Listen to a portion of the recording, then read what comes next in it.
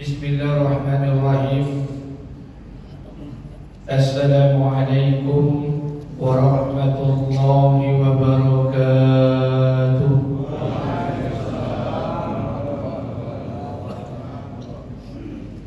Innal hamdalillah nahmaduhu wa nasta'inuhu wa nastaghfiruh wa na'udzu billahi min shururi anfusina wa min sayyiati a'malina. Asyhadu an la ilaha illallah wa asyhadu anna Muhammadan abduhu wa rasuluh. Faqala Allah ta'ala fi kitabihil karim, a'udzu billahi samil alim minasy syaithanir rajim. Bismillahirrahmanirrahim. Ya ayyuhan nasu u'budu rabbakumul ladzi khalaqakum wal ladzina min qablikum la'allakum tattaqun. Wa qala Nabi sallallahu alaihi wasallam, an Utsman radhiyallahu anhu, Nabi sallallahu alaihi wasallam, khairukum man ta'allama al-Qur'ana wa 'allamahu. Shadaqallahu azim wa sadaqallahu ala nabiyil karim. Syukur kepada Allah, bersalawat kepada Rasulullah. Mudah-mudahan pada malam hari ini Allah Subhanahu wa ta'ala senantiasa beri rahmat dan keberkahan buat kita bersama. Amin. Salawat beriring salam tidak lupa pula kita sampaikan pada junjungan alam Nabi besar Muhammad sallallahu alaihi wasallam. Allahumma salli ala sayyidina wa nabiyyina wa habibina wa syafi'ina wa zumrina wa maulana Muhammad wa ala ali Muhammad. Bapak Ibu yang dimuliakan Allah Subhanahu wa taala, kajian malam hari ini kita akan mengangkat qasasul anbiya, kisah para nabi dan kisah para rasul dalam Al-Qur'an. Kenapa Allah Subhanahu wa taala paling banyak ceritakan dalam Quran itu kisah para nabi, kisah para rasul? Dahulu sudah saya sampaikan bahwa kita sholat 5 waktu, 1 hari 1 malam, 17 rakaat. Setiap rakaat kita baca 1 surah, namanya surah Al-Fatihah. Surah Al-Fatihah itu rukun sholat. Kalau ada yang sholat tidak baca surah Al-Fatihah, sholat mereka tidak akan diterima. Sama seperti perempuan hamil gugur kandungan sebelum melahirkan. Dalam surah Al-Fatihah ada ayat yang kita baca, ihdinas siratal mustaqim siratal ladzina an'amta alaihim. Ya Allah, tunjukilah kami jalan orang-orang yang lurus, sebagaimana jalan orang-orang yang telah Engkau berikan nikmat. Jalan orang yang lurus dan jalan orang yang diberikan nikmat itu jalan siapa? Tidak ada jalan lain kecuali Allah memberikan penjelasan. Yang pertama, minan nabiyyin, jalannya para nabi, jalannya para rasul. Kalau tidak sanggup mengikuti jalan mereka, ikuti jalan yang kedua, wasiddiqin, ikuti jalan orang-orang yang imannya betul kepada Allah. Kalau tidak juga sanggup mengikuti jalan mereka, ikuti jalan yang ketiga, wasuhada, ikuti jalan orang-orang yang mengorbankan harta dan dirinya untuk agama. Kalau tidak juga sanggup mengikuti jalan mereka, ikuti jalan yang keempat, jalan yang terakhir. Tidak ada jalan yang lain kecuali jalan yang terakhir, wassolihin, ikuti jalan orang-orang soleh yang tidak bermaksiat kepada Allah. Bapak Ibu tinggal pilih mau ikut jalan yang mana. Dan ini yang kita minta setiap hari, ihdinas siratal mustaqim siratal ladzina an'amta alaihim. Ya Allah, tunjukilah kami jalan orang-orang yang lurus, sebagaimana jalan orang-orang yang telah Engkau berikan nikmat. Kita meminta kepada Allah agar Allah memberikan kekuatan kepada kita untuk berjalan di atas jalan mereka. Satu. Yang kedua, kenapa kisah ini banyak diceritakan Allah dalam Quran? Kisah para nabi, kisah para rasul ini diceritakan Allah dalam Quran bukan untuk dinabobok sebelum tidur, bukan untuk dongeng anak TK atau SD. Kisah ini sengaja diceritakan Allah dalam Quran. Kalau seandainya untuk apa? Agar manusia itu mencontoh-contoh, meniru-niru spirit perjuangan yang dibuat oleh para anbiya alaihissalam, kita buat pada hari ini. Maka pertolongan yang Allah berikan kepada orang-orang dahulu para anbiya akan Allah hadirkan pada kita hari ini. Sama. Kalau kita tiru spirit perjuangan dan pengorbanannya, makanya diceritakan Allah banyak kisah dalam Quran. Berapa jumlah nabi yang Allah turunkan dalam Quran? 124.000 nabi dan rasul, 313 orang rasul, 25 nabi yang wajib diimani, 5 nabi ulul azmi, 1 khataman nabi illa nabiyya ba'da, baginda Nabi Muhammad sallallahu alaihi wasallam. Jadi malam hari ini sampai ke depan kajian rutin kita akan isi dengan qasasul anbiya. Sekarang saya minta usulan, kira-kira kita mulai kajiannya dengan kisah nabi yang mana? Kira-kira kita mulai dengan nabi yang mana dulu? Saya yang pilih. Ada usulan dari jamaah atau memang jamaah tidak hafal nama nabi? Kita mulai, kita ambil kisah dari 5 nabi ulul azmi dulu yang besar. Nanti kita baru ambil nabi yang kecil-kecil. Karena kalau Nabi Muhammad nanti penutup. Kenapa? Seluruh kebaikan yang dibuat oleh para nabi ada pada Rasulullah. Seluruh tangisan yang ada pada para nabi ada pada Rasulullah. Seluruh kesabaran yang ada pada para nabi ada pada Rasulullah. Sempurna nanti terakhir kita bahas. Baik, kita akan bahas Nabi Ulul Azmi. Apa itu Ulul Azmi? Ulul Azmi itu artinya, ulu itu artinya memiliki, azmi itu artinya keteguhan. Nabi yang memiliki keteguhan tekad yang sangat luar biasa. Bahkan sebagian para ulama mengatakan Nabi yang memiliki tangisan, penderitaan, kesedihan, ujian, pengorbanan di atas luar batas rata-rata manusia. Makanya dikatakan ulul azmi. Berapa Nabi ulul azmi? Cuma 5. Nuh alaihissalam, Musa alaihissalam, Ibrahim alaihissalam, Isa alaihissalam, Rasulullah sallallahu alaihi wasallam. Ada orang tanya, Pak Ustadz, kenapa mesti 5 saja? Bukankah banyak nabi lain lagi yang penderitaan dan kesedihannya?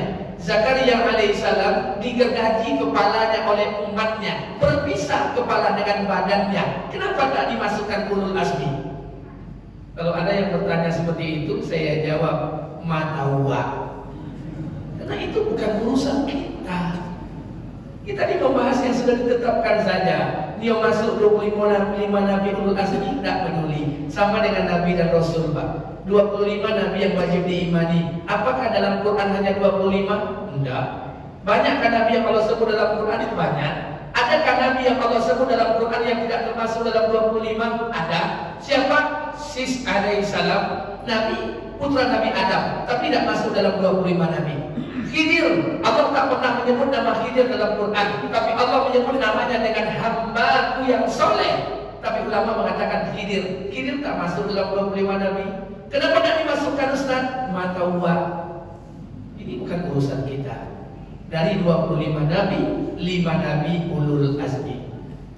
Sekarang kita lihat Nabi ulul azmi yang pertama. Nabi ulul azmi yang pertama adalah Nuh alaihissalam. Nabi Nuh alaihissalam diturunkan oleh Allah di kawasan Sungai Efrat dan Tigris. Ada yang nggak sampai ke situ, Pak? Aku pastikan tidak ada yang sampai.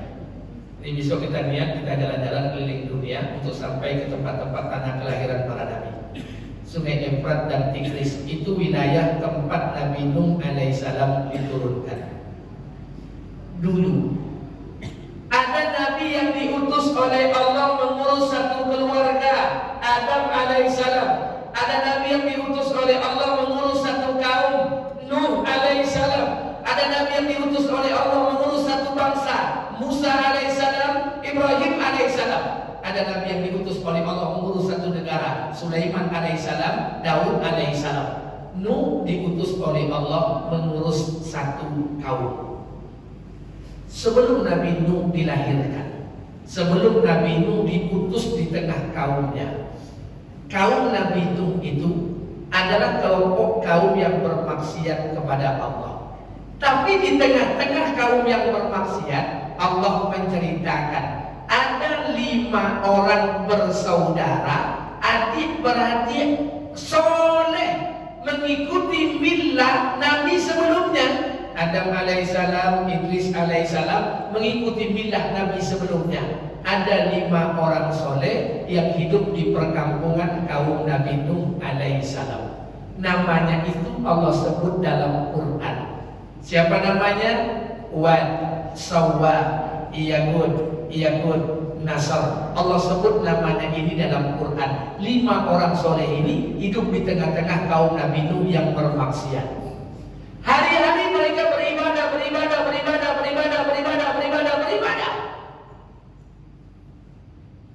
Sampai suatu ketika Allah cabut nyawa 5 orang soleh ini. Meninggallah mereka di tengah-tengah perkampungan itu.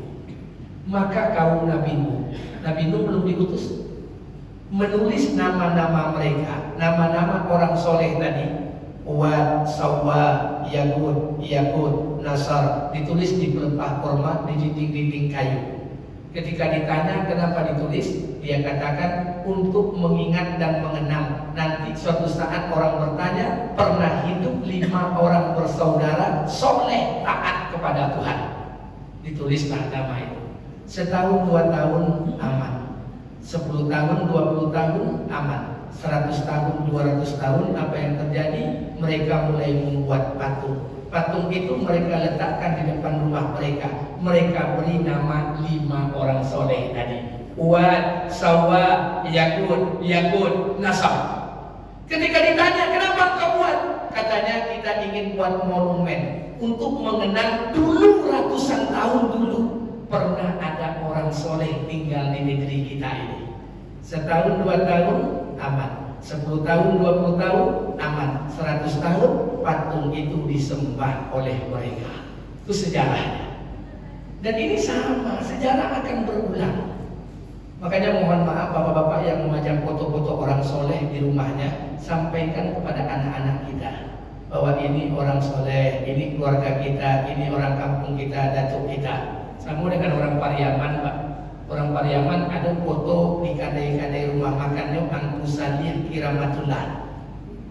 Angku Salih itu lahir tahun 1877, diwafatkan oleh Allah 1973. Angku Salih itu orang soleh, tidak ada kaitan dengan penglaris rumah makan, tidak ada kaitan. Tidak ada kaitan dengan apa namanya monito pekong Cino itu, tidak ada kaitan. Makanya mohon maaf, foto seperti ini harus dijelaskan dengan anak kita. Dia orang soleh, spiritnya, kesolehannya ingin kita taati. Tapi kalau dakwah tidak dibuat, setahun 2 tahun aman, 10 tahun 20 tahun aman, 100 tahun ke depan foto itu akan disembah oleh anak keturunan kita. Hati-hati. Jadi tidak ada kaitan dengan penglaris. Dia orang soleh yang mau kita tiru kesolehannya. Maka diutuslah Nabi Nuh alaihissalam. Nabi Nuh alaihissalam adalah turunan ke-9 dari Nabi Adam alaihissalam. Jadi Nuh ini turunan ke-9 daripada datangnya. Adam alaihissalam punya anak 40 orang.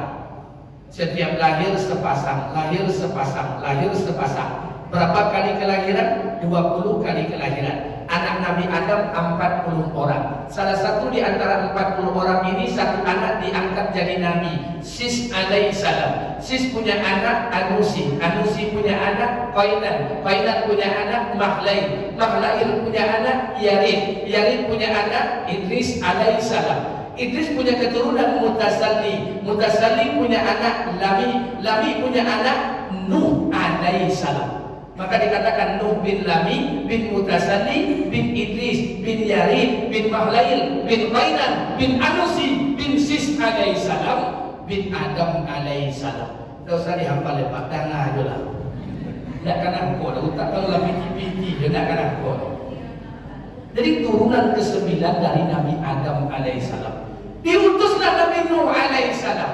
Di tengah-tengah kaumnya Allah bercerita, "Walaqad arsalna Nuhan ila qaumihi falabisa fihim alfa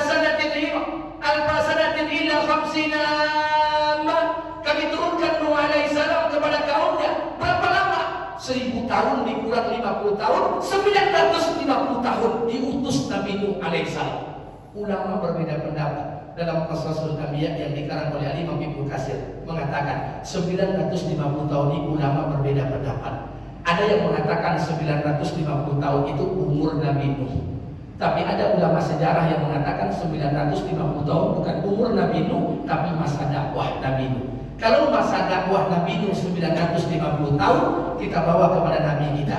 Nabi kita umur 40 tahun diangkat jadi Rasul. Dakwahnya di kota Mekah 13 tahun. Dakwahnya di kota Madinah 10 tahun. Total dakwah Nabi kita 13 tahun. 13 tahun ditambah, 23 tahun ditambah 40 tahun. Berarti umur Nabi kita diperkirakan 63 tahun lebih kurang. Kalau seandainya masa dakwah Nabi Nuh 950 tahun, Bapak Ibu boleh bayangkan pada umur berapa ratus tahun Nabi Nuh dilantik jadi Rasul. Makanya mohon maaf, ulama berpendapat Nabi Nuh ini umurnya sampai 2000 tahun. Tapi wallahu a'lam bishawab.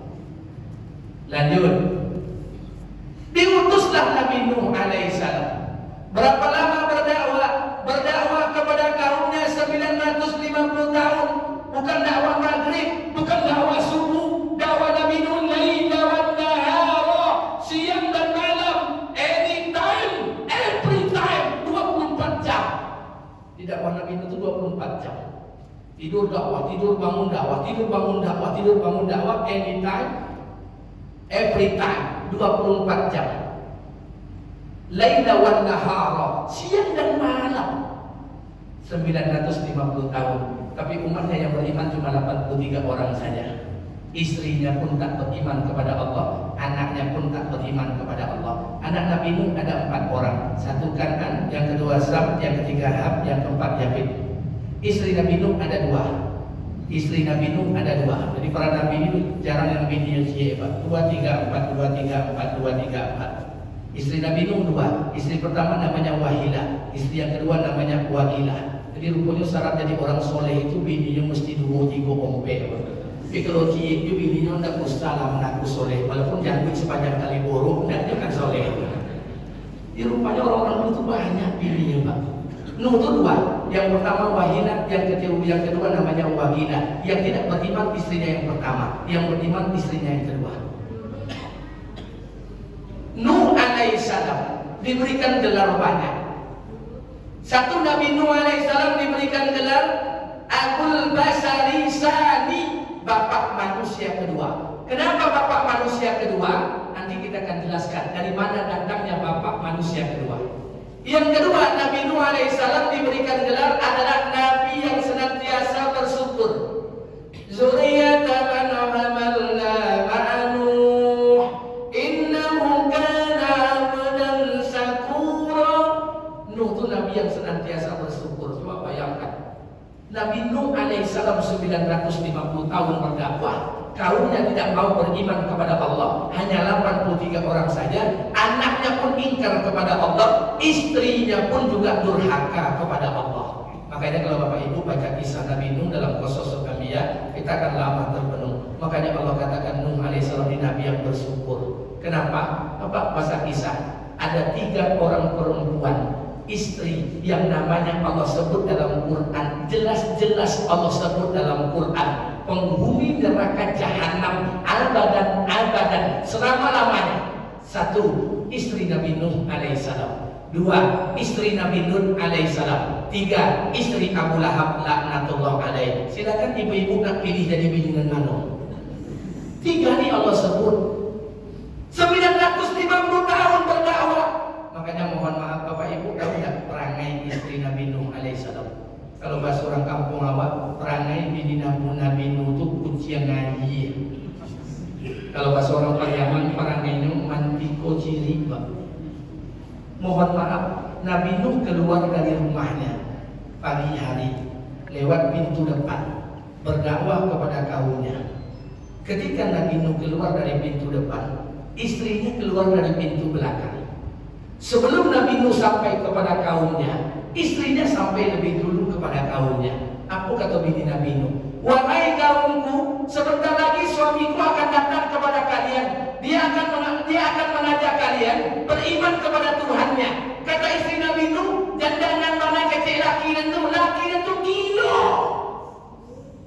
bayangkan 950 tahun ditanggung oleh Nabi Nuh. Kalau sempat awak punya bini mulai itu besok pagi awak coren bini awak. Makanya Allah katakan zuriyatan man hamalna ma'a Nuh innahu kana 'abdan syakura. Jadi mana ada alasan Pak, Nabi Nuh saja memiliki istri yang seperti itu, dia masih tetap bersyukur kepada Allah. Istri kita tidak mirip istri Nabi Nuh. Kalau perlu mirip sedikit saja Pak. Makanya mohon maaf, tidak ada alasan bagi kita. Ini belajar istri Nabi Nuh alaihissalam. Maka berdakwahlah Nabi Nuh laila wan nahara, siang dan malam, anytime, every time, 24 jam berdakwah. Tentu Nabi Nuh punya batas kesabaran. Kenapa kesabaran? Kalau umat Nabi Nuh itu cuma 83 orang, di berdakwahnya 950 tahun. Berarti kalau dibagi 950 tahun dibagi 83, berarti setiap 10 tahun bertambah jie umat. Setiap 10 tahun tambah jie. Kalau sempat awak ceramah kajian siko setiap 10 tahun tambah jemaah jie. Besok pagi masuk jiko bak jual lebih. 10 tahun hanya tambah 1. Ini yang dirasakan Nabi Nuh alaihissalam. Jadi ini pelajaran buat kita Pak. Dakwah ini mesti sabar. Tidak bisa seperti membolak-balikkan telapak tangan. Kita berdakwah terus orang ramai enggak. Kita dakwah ini bukan yang orang ramai. Banyak atau tidak dakwah ini tetap dibuat. Dakwah kepada anak, dakwah kepada keluarga, dakwah kepada istri, dakwah kepada masyarakat. Buat. Tidak mesti nunggu orang ramai. Nabi Nuh alaihissalam berdakwah laila wan nahara 950 tahun siang dan malam. Walaupun yang diberikan hidayah cuma 83 orang saja. Sampai pada akhirnya Nabi Nuh hilang batas kesabarannya. Sudah sampai kepada puncak dakwahnya, maka Nabi Nuh alaihissalam berdoa kepada Allah. Apa doa Nabi Nuh? Wa qala Nuh, ya Rabb, la tazar 'ala al-ardi minal kafirina dayyara. Ya Allah, jangan kau biarkan satu orang kafir pun tinggal di muka bumi ini. Doa Nabi Nuh dikabulkan Allah. Allah turunkan bencana banjir yang sangat besar. Kata ulama, tidak ada banjir yang kami berikan, banjir yang paling besar di muka bumi sampai hari kiamat, kecuali banjir yang kami berikan kepada umat Nabi Nuh alaihissalam. Banjir itu sampai kepada puncak gunung Himalaya. Bumi ini digenangi oleh air. Berapa lama banjir itu diberikan Allah kepada umat Nabi Nuh? 160 hari. Diperkirakan 4, 5 sampai 6 bulan. Banjir itu dimulai pada hari Jumat. Tapi sebelum banjir, Allah perintahkan Nabi Nuh untuk membuat bahtera, membuat kapal. Berapa lama Nabi Nuh membuat kapal? Sebagian para ulama mengatakan 1 tahun, 365 hari. Dan ini pelajaran buat kita bersama. Ketika Nabi Nuh alaihissalam memohonkan kepada Allah untuk mengatakan, ya Allah, la tazar 'alal ardi minal kafirina dayyara. Ya Allah, jangan kau biarkan satu orang kafir pun tinggal di muka bumi. Allah kabulkan doa Nabi Nuh alaihissalam, diturunkan oleh Allah bencana banjir. Maka setelah bencana banjir, seluruh penduduk manusia di muka bumi yang kafir ini mati semuanya. Yang tinggal hanya 83 orang saja. 83 orang itu termasuk anak Nabi Nuh 3 orang, Sam, Ham, Yafid, dan termasuk istrinya Nabi Nuh, istri yang kedua. Maka setelah bencana banjir itu hilang, bertemu dua sumber mata air dari langit bertemu dengan mata air dari bumi. Dan bumi digenangi air selama 160 hari, 4, 5, 6 bulan. Ketika banjir selesai, maka Nabi Nuh sempat hidup bersama kaumnya selama 350 tahun. Quran bercerita, tidak ada satupun dari umat Nabi Nuh 83 orang. 83 orang, tidak ada satupun di antara umat Nabi Nuh yang memiliki keturunan. Kalaupun punya anak mati, tapi keturunan itu hanya dilahirkan dari 3 anak Nabi Nuh, Sam, Ham, dan Yafid. Maka dari keturunan Sam, Ham, dan Yafid inilah muncullah manusia di muka bumi ini. Dari seluruh belahan bumi ini lahir dari anak keturunan Sam, Ham, dan Yafid. Makanya Nabi Nuh dikatakan Abul Basari Sani, bapak manusia kedua. Karena seluruh orang kafir telah mati. Hari ini manusia penduduk bumi hanya hanya tinggal dari 3 keturunan saja, Sam, Ham, Yafid. Sam orang Romawi, Persia, Timur Tengah. Ham kalangan Habasa, Ethiopia, kulit hitam. Sedangkan Yafid dari kawasan Asia Tenggara, termasuk kita. Maka dikatakan Abul Basari Sani, bapak manusia kedua. Maka ketika banjir itu selesai, berapa lama Nabi Nuh alaihissalam sempat hidup bersama kaumnya?